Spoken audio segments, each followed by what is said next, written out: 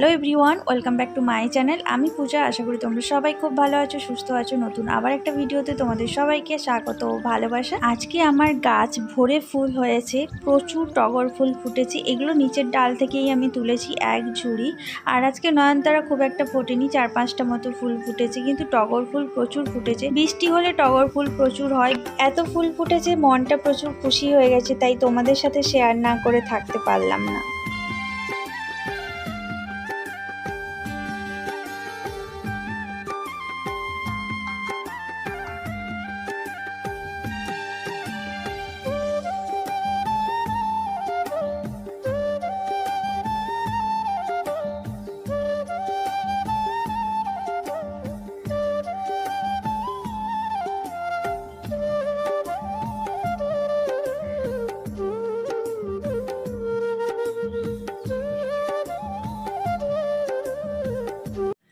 তখন থেকে তোমাদের সামনে আসাই হয়নি, মানে তাড়াহুড়ো করে কাজবাজ করছিলাম। তারপরে রান্না বান্না, মানে যেখানে আলু সেদ্ধ, ডাল আর মাছ ভাজা হওয়ার কথা ছিল, সেখানে আবার এক্সট্রা দুটো মেনু বেড়ে গেল, যার কারণে আমার অনেকটা সময় লেগে গেল। আলু পটল দিয়ে মাছ দিয়ে ঝোল করেছিলাম, আর শাকের তরকারি করেছিলাম চিংড়ি মাছ দিয়ে, আর আলু উচ্ছে মাখা। ডালটা তো আগেই হয়ে গেছিলো, তাই করতে হয়েছিল। আর কালকে ডিমের কারিটা ছিল, সেটা তোমাদের দাদাভাই খেয়েছে, ডিমের কারিটা। আর আলু পটলের আর মাছের ঝোল থেকে পটল 2 পিস আর আলু একটু খেয়েছে, বললো যেটা রাতে খাবো, তাই জন্য খাইনি। তো খাওয়া দাওয়া করে থালা বাসন টাসন সব ধুয়ে টেবিল মুছে, তারপরে তোমাদের দাদাভাইয়ের ওষুধ টষুধ দিয়ে এই এসে জাস্ট ভাবলাম না একটু তোমাদের সাথে কথা বলি। সেই যে গেলাম, তারপরে তো আর আসাই হয়নি। খাওয়া দাওয়ার সময় তখন আর ভিডিও করা হয়নি, কারণ ওকে খাইয়ে দিতে হয়েছিল, কারণ ও তো চেয়ারটাতে বসতে গেলে ওর কষ্ট হচ্ছে পাটা মুড়ে, তো সেই জন্য ও খাটটাতে পাটা মেলিয়ে বসেছিল, আমি ওকে খাইয়ে দিয়েছিলাম, সেই জন্য তখন আর ভিডিও করিনি। তারপরে আমি খাওয়া দাওয়া করলাম, তাই তো স্নান করেছি, পুজো টুজো করেছি। আর প্রচণ্ড গরম আজকে, রোদের তাপ যেমন গরম তেমন, মানে কি বলবো, নাজেহাল অবস্থা হয়ে যাচ্ছে। তো এখন ওখানে একটু শুয়েছে, তাই আমি ভাবলাম একটু তোমাদের সাথে কথা বলি। আর আমি এখন একটু ভাবছি রেস্ট নেব, ঘুমাবো না, কারণ দুপুরবেলা ঘুমালে না শরীর কেমন লাগে, একটা বিকেলে যখন ঘুম ভাঙে শরীরটা কেমন একটা ম্যাজ করে। তো সেই জন্য এখন একটু বসি, যদি আম খাবে বলে তাহলে আম কেটে দেবো। যেহেতু ভাতটা এখন খেয়েছি, ওষুধগুলো খেয়েছে, তাই এখন আর দিচ্ছি না, যদি খাবে বলে তখন কেটে দেবো। তো চলো সাথে থেকো, তোমরাও সবাই রেস্ট নাও, আবার বিকেলে তোমাদের সাথে দেখা হবে। এখন আপাতত একটু রেস্ট নিই। আর এখন তো আমের সিজন, তাই দুপুরবেলা খাওয়ার পরে সবারই ইচ্ছে করে আম খেতে, আর আমার তো আম খেতে প্রচুর ভালো লাগে, আর তোমাদের দাদাভাইও আম খেতে প্রচুর ভালোবাসে। কিন্তু মানুষটার দুদিনের শরীর খারাপ হয়ে না কেমন একটা হয়ে গেছে, খাবার দাবার সেভাবে খাচ্ছে না, কারণ এত ব্যথা করে, তো সেই ব্যথার কষ্টটা সহ্য করতে পারে না, তাই পেটের খিদেটা আর খিদে মনে হয় না। তারপরে মানে কি বলতো, নিজের কাজটা যখন মানুষ নিজে করতে পারে না, তখন খুবই কষ্ট হয়। যখন নিজের মন চাইছে উঠে বসতে পারছে না, যখন মন চাইছে হাঁটতে পারছে না, মানে এই কষ্টগুলো না অনেক বেশি কষ্টের। যতই আমি করে দিই, কিন্তু নিজের মতো একটু প্রাণোচ্ছলভাবে থাকতে পারছে না, এটাই হচ্ছে সব থেকে বেশি কষ্টকর। আর আমার নিজের কাজকর্ম তো পুরো শিখে উঠে গেছে, কারণ কি, আমি যদি উল্টো দিকে কোনো কাজ করি, আমার এই মনে হয় খাট থেকে নামার চেষ্টা করছে, এই মনে হয় শুয়েছে কোনো ঘুমের ঘরে পাটা লেগে গেল, এই মনে হয় ব্যথাটা কিছু হয়ে গেল। সব মিলিয়ে আমিও একটু টেনশনের মধ্যে সারাক্ষণ থাকি। এমনিতে ওকে ছেড়ে আমি কোথাও যাই না, তারপরে এখন অসুস্থ হয়েছে, সারাক্ষণ আমি পাশে পাশে থাকি, কোথায় কখন কি দরকার হয়। আমটা তখনই খাবে বলেছিল, আমি তখন ভাত খাওয়ার পর ওষুধ দিয়েছিলাম, তাই বললাম যে একটু পরে খেতে দেবো। তার মধ্যে ও ঘুমিয়ে পড়েছিল, ওষুধগুলো চলছে তো সেই কারণে। তো এখন আর বেশি খেতে পারলো না, 2-3 পিস খাওয়ার পরে বলছে আমি আর খাবো না, তাই এখন সবকটা আমাকে খেতে হচ্ছে, দেখতে পাচ্ছ। আর এই যে আমাদের বারান্দাতে এই যে একটা মিউ বাচ্চা দিয়েছে, 3টে বাচ্চা, সেটাই তোমাদেরকে দেখাবো বলছিলাম, কিন্তু ভুলে গিয়েছিলাম। কিন্তু আমি যেই গেছি, ও যেভাবে চোখ করছে, তাই আমি আর বেশি সময় ভিডিও করতে পারিনি, ভয় করছিল বাবা, আমি চলে এসেছি। আর ওদিকে চা বসিয়েছি, চাটা বসিয়ে দিয়ে তোমাদের দাদাভাইকে জিজ্ঞাসা করলাম কি বিস্কুট খাবে, মিষ্টি বিস্কুট না নোনতা। বললো যে মিষ্টি বিস্কুট খাবো, তাই এখানে একটা মাখন বাইটের একটা বিস্কুট ছিল, সেই প্যাকেটটা কেটে এখন কৌটোর মধ্যে ভরে নিলাম। আর আমার কানে হেডফোন হেডফোন লাগানো হয়েছে দেখতে পাচ্ছ। আমি এখন শাশুড়ি মায়ের সাথে কথা বলছি। অ্যাকচুয়ালি আমার ফোনের সাউন্ডটা একদমই কমে গেছে। নর্মাল ফোনে কথা বললে আমি কিছুই শুনতে পাই না। ফোনটা অনেক পুরনো হয়ে গেছে, প্রায় 4.5 বছরের মতো পুরনো হয়ে গেছে, যার কারণে সাউন্ডটা অনেকটা বসে গেছে। সেই জন্য হেডফোন লাগিয়েই কথা শুনতে হয়। আর হেডফোন লাগিয়ে থাকলে কি হয়, কাজ করতেও সুবিধা হয়, ফোনটা হাতে হাতে নিয়ে ঘুরতে হয় না। চলো চাটা নিয়ে যাই তোমাদের দাদাভাইয়ের কাছে।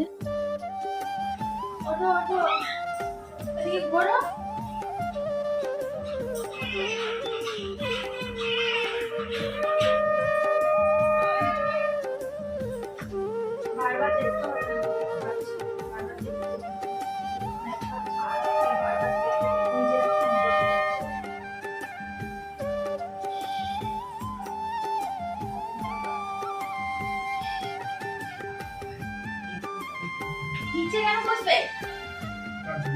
পা ঝুলিয়ে বসো না, তাহলে একটু পাটা করো। চাটা নিয়ে এসে ওকে তো ওঠালাম, তোমরা দেখতে পেলে, কারণ ও একা একা উঠতে পারে না, ওর হাতে আর পায়ে লেগে যায়, সেই জন্য আমাকে এইভাবে উঠিয়ে দিতে হয়। শাশুড়ি মা আমার সাথে কথা বলছিলেন, এখন ওর সাথে কথা বলছে। আর তোমাদের দাদাভাই আজকে বললো যে দুধ চা খাবো। আর এখন গরমের জন্য চা খাওয়া খুব একটা হয় না বলে সেভাবে আমুল স্প্রে বা লিকুইড দুধ কেনা হয় না। তো কপাল ভালো, একটু দুধ ছিল, 2 কাপ মতো চা হয়েছে। দুপুরে একদম অল্প ভাত খেয়েছে, তার জন্য বললো খিদে পেয়েছে, একটু চা আর বিস্কিট দাও। সবাই বৃষ্টির মজা নিচ্ছে ওখানে, আর আমরা এখানে গরমে সেদ্ধ হয়ে পুরো একদম অবস্থা খারাপ হয়ে যাচ্ছে, ভাপা হয়ে যাচ্ছে, ভাপা। আর সত্যি কথা বলতে প্রচুর গরম বন্ধুরা, কি বলবো। কলকাতার অনেক জায়গায় বৃষ্টি হচ্ছে, বাট আমরা যেখানে আছি সেখানে খুব একটা বৃষ্টি হচ্ছে না। কবে যে বর্ষা নামবে সত্যিই জানি না, আর সহ্য হচ্ছে না। গুড ইভিনিং বন্ধুরা, এখন আমরা চা খাচ্ছি। তোমাদের দাদাভাই বললো যে চা খাবে, ওর খিদে পেয়েছে। দুপুরবেলা ভাত তো একটু খেয়েছে, সেই জন্য এখন একটু দুধ চা করে নিয়ে এলাম। এখন একটু দুধ চা খাচ্ছে বিস্কুট দিয়ে। আর কি গরম লাগছে কি বলবো। বাড়ির দিকে ওদিকে প্রচুর বৃষ্টি হচ্ছে, কি বাজ করছে, বৃষ্টি হচ্ছে, এখনই কথা বলছিলাম। আর এদিকে দেখো বিদ্যুতের রোদ, বিদ্যুতের গরম, মানে ভালো লাগছে না, মনে হচ্ছে না ঘরটা ছেড়ে কোথাও পালিয়ে যাবো, অসহ্য লাগছে। আষাঢ় মাস শেষ, মানে আষাঢ় মাসের মাঝামাঝি হয়ে গেল, এখনো কিন্তু বৃষ্টির দেখায়। কবে যে বৃষ্টি হবে ভগবানই না। ঠিক আছে, চলো একটু চা খাই। চা খাওয়ার পরে দেখি কি করা যায় না করা যায়। আমার বরটাকে নিয়ে খুব চিন্তা হচ্ছে, জানো। আমার বরটা আর পাটা অনেকটা ঠিক হচ্ছে, অনেকটা শুকিয়েছে। মলমটা খুব ভালো কাজ দিয়েছে, কি সন্ধ্যাবেলা যেতে হবে বুঝলে, মলমটা নিয়ে আসতে হবে। এইটুকু একটা মলম দিয়েছে, আর বলেছে সারাদিনে 2 বার লাগাবে। এইটুকু মলম সারাদিনে 2 বার লাগালে কতবার হবে? কালকে রাত্রেবেলা লাগিয়েছি, আজকে লাগিয়েছি, তাতেই দেখছি মলম আর নেই, ভেতরে শুধু হাওয়া। তো আবার যেতে হবে, যেহেতু ওটা হসপিটালের জিনিস, তো এমনি দোকানে পাওয়া যাবে না। আর দেখলাম যে ভালো মলমটা, বেশ ভালো ভালো কাজ করছে।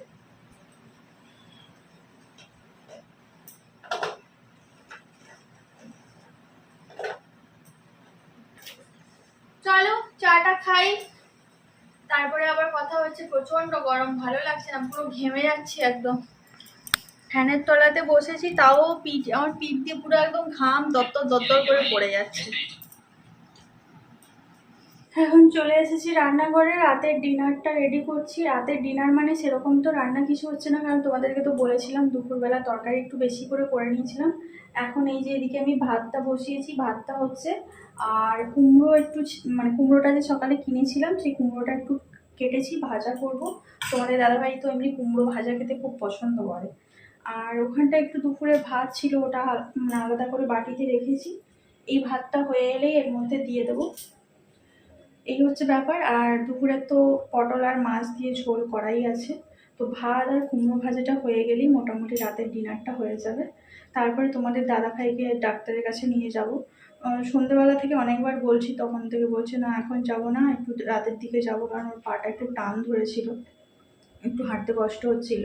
তো আমি বললাম ঠিক আছে, তাহলে আমি রান্নাবান্নাটা কমপ্লিট করে নিই, রান্নাবান্না করেই তারপরে বেরোবো, তাহলে একটা কি মাথা থেকে হেডেকটা নেমে যাবে। তাই ভাবলাম একটু তোমাদের সামনে আসি, তোমাদের সাথেও একটু শেয়ার করি। আর এখন প্রায় 7:30 মতো বাজে। তো তোমাদের আশা করি সবারই চা খাওয়া হয়ে গেছে, এখন সবাই আশা করি গল্প গুজব করছো। আর আমার এখন কি আর করবো, এই যে রান্না বান্না করছি। ওখানটায় ওকেও একটু দেখলাম ও কি করছে না করছে, যখন যেটা দরকার সেটা দিয়ে আসতে হচ্ছে। শুয়ে আছে। কেমন আছো একটু বলে দাও তো, মুখে বলো।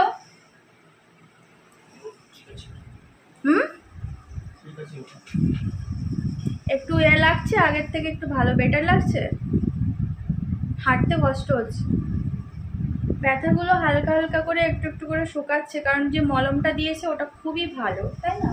কালকে রাতে দিয়েছি, আজকে সকালে দিয়েছি, তাতেই দেখলাম বেশ অনেকটা মানে ব্যথাটা হচ্ছে। আর ওর হাতেরটা না কিছু একটা প্রবলেম হচ্ছে, মানে হাতটা মনে হয় শোয়ার সময় বেশি ঘষাঘষি করছে, যার কারণে এই হাতটা একটু মানে একটু বেশি হয়ে আছে, শুকাচ্ছে না ঠিকভাবে। তো দেখি আবার রাত্রেবেলা তো যাবো ডাক্তারের কাছে, তখন ডাক্তার দেখি আবার কি বলে। এই যে শুয়েছে, এক্ষুনি একটু হাঁটাচলা করছিল, আমি বকাবকি করতে আবার শুয়েছে। যাই হোক চলো, কোথায় আবার লেগে ফেগে যাবে, কারণ আমাদের তো ঘরে মানে চারদিকে দরজা, চারদিকে এটা ওটা এমনি বেরিয়ে থাকে, কোথায় লেগে যাবে ব্যথা জায়গায়। তো ওই জন্য আমি বললাম যে বেশি হাঁটাহাঁটি করো না একা একা, যখন হাঁটবে মনে হবে আমাকে বলবে, আমি ধরে ধরে একটু তোমাকে হাঁটা করিয়ে দেবো। আমি তখন বিকেলবেলা চা খাওয়ার পরে এমনি একটু ধরে ধরে এদিক থেকে ওদিক হাঁটিয়েছিলাম। তাহলে এখন একটু বসো, কারণ এখন সবে ব্যথাটা শোকাচ্ছে, তো এখন বেশি হাঁটাচলা করলে, বেশি নাড়াচড়া করলে, টান পড়লে আবার যদি ওইটা রক্ত টক্ত বেরায়, ওই জন্য। এদিকে বসিয়েছি ভাত রাতের জন্য, এই যে ভাত ফুটছে দেখতে পাচ্ছ। শিমনির বাড়ি থেকে যে চালগুলো দিয়েছিল সেইগুলোই এখন হচ্ছে, আর এত কম সময় লাগে বন্ধুরা, কি বলবো। সে চাল বলে না কি জানি না, অনেকটা কম সময় লাগে, প্রায় 15 থেকে 20 মিনিটের মধ্যে ভাতগুলো হয়ে যায়। এদিকে কুমড়ো যে দুপুরে কিনেছিলাম, সেই কুমড়োটা একটু ভাজা করছি। তোমাদের দাদাভাই কুমড়ো ভাজা খেতে খুব ভালোবাসে। দুপুরের তো মাছের যে ঝোল ছিল ওটা আছে, আর শাকের তরকারিটা খাওয়া হয়ে গেছে, আর আলু উচ্ছে মাখা তো সকালে খাওয়া মানে দুপুরে খাওয়া হয়েছে। এই যে কুমড়ো ভাজাটা হয়ে গেলে, ভাতটা হয়ে গেলেই বাস আমার আপাতত রান্নার কাজ কম। রান্নাঘরের কাজকর্ম শেষ করে বাকি যেটুকু কাজকর্ম ছিল সেগুলো সব কমপ্লিট করে এখন চলে এসেছি তোমাদের দাদাভাইয়ের কাছে, তোমাদের দাদাভাইয়ের ব্যথাটাকে ড্রেসিং করিয়ে দেওয়ার জন্য। তো সকালে একবার ড্রেসিং করিয়েছি, আর এখন একবার ড্রেসিং করাচ্ছি। এখন একটু ড্রেসিং করিয়ে মলমটা লাগিয়ে রাখলে কি হবে, ও এখন চুপচাপ শুয়ে থাকবে, মলমটা খুব ভালোভাবে ভেতরে ঢুকে যাবে। তারপর খাওয়ার পরে রাত্রেবেলা ওকে নিয়ে যাব হসপিটালে। হসপিটালে যারা ড্রেসিং করায় তাদের হাতে ড্রেসিং করাতে ও খুব একটা কমফোর্টেবল ফিল করে না, কারণ প্রচন্ড কষ্ট হয়, বলে ওরা কেমন একটা জোর জোর করে কেমন করে, প্রচন্ড ব্যথা লাগে। তো সেই জন্য আমি ওকে ড্রেসিং করিয়ে তারপরে নিয়ে যাব। আর যখন থেকে এরকম হয়েছে তখন থেকে একটা কথাই বলছে, দেখো না পূজা আমার কি হয়ে গেল, আমি কেমন বিছানায় শুয়ে গেছি, তোমার কত কষ্ট হচ্ছে, আমার সবকিছু তোমাকে করতে হচ্ছে, আমাকে ধরে ধরে খাওয়াতে হচ্ছে, নিয়ে যেতে হচ্ছে, বসাতে হচ্ছে, ওঠাতে হচ্ছে। বলছে আমি কবে সুস্থ হব, আমি কবে কাজে যাব, আমার কিছু হয়ে গেলে তোমার কি হবে, তুমি একা কি করে সবকিছু সামলাবে, কি সব উল্টো পাল্টা কথা বলছে। আমার শুনতে প্রচন্ড খারাপ লাগছিল। তখন আমি একটা কথাই বলেছিলাম যে দেখো তুমি আমি কেউ আলাদা নয়, আজকে তোমার হয়েছে, আমার যদি কিছু হতো তখন তুমি কি আমাকে ফেলে দিতে, নাকি তুমি আমায় ছেড়ে চলে যেতে? আমরা পৃথিবীতে এসেছি দুজন দুজনের জন্য, দুজন দুজনের পাশে থাকবো সুখে দুঃখে সব সময়। একটা স্ত্রীর কাছে যেমন তার স্বামীর থেকে আপন কেউ হতে পারে না, তেমনি একটা স্বামীর কাছেও তার স্ত্রীর থেকে আপন কেউ হতে পারে না। বাবা মা ভাই বোন বন্ধু বান্ধব একটা সময় পর্যন্ত থাকে, তারপর সবাই চলে যায়, কিন্তু স্বামী স্ত্রী দুজনেই দুজনের সাথে সারা জীবন থাকে, 7 জন্মের বন্ধন। এর আগে অনেক ভিডিওতে আমি বলেছি আমার জীবনে নিজের বলতে ওই আছে একমাত্র, আর বাকি যারা আছে তারা থেকেও নেই। খাওয়া দাওয়া করে তোমাদের দাদাভাইকে নিয়ে হসপিটালে গিয়েছিলাম, ওখান থেকে দেখিয়েই এলাম জাস্ট। এই যে মলমটা দিয়েছি, আর এই হচ্ছে ওষুধটা দিয়েছে, এটা হচ্ছে গ্যাসের ওষুধ।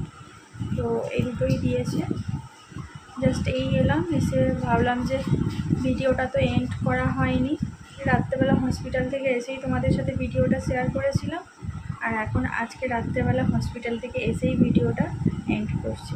তো যাই হোক, সারাদিন দেখতেই পেলে কিভাবে কাটলো আমার আজকে সারাদিনটা, যতটা পেরেছি তোমাদের সাথে শেয়ার করেছি। এই তো পাচ্ছ আমারও মানে কথা বলার মতো এনার্জি নেই, দম নেই, অনেকক্ষণ থেকে গিয়েছিলাম, প্রায় 1 ঘন্টা মতো হয়ে গেল। ওখানে গিয়ে অনেকক্ষণ লাইনে দাঁড়াতে হয়েছিল। রাত্রেবেলাও অনেকটা লাইন দিতে হয়, কারণ যেহেতু এমার্জেন্সিটা, তো এমার্জেন্সিতে রাত্রেবেলাও প্রচুর রুগী থাকে।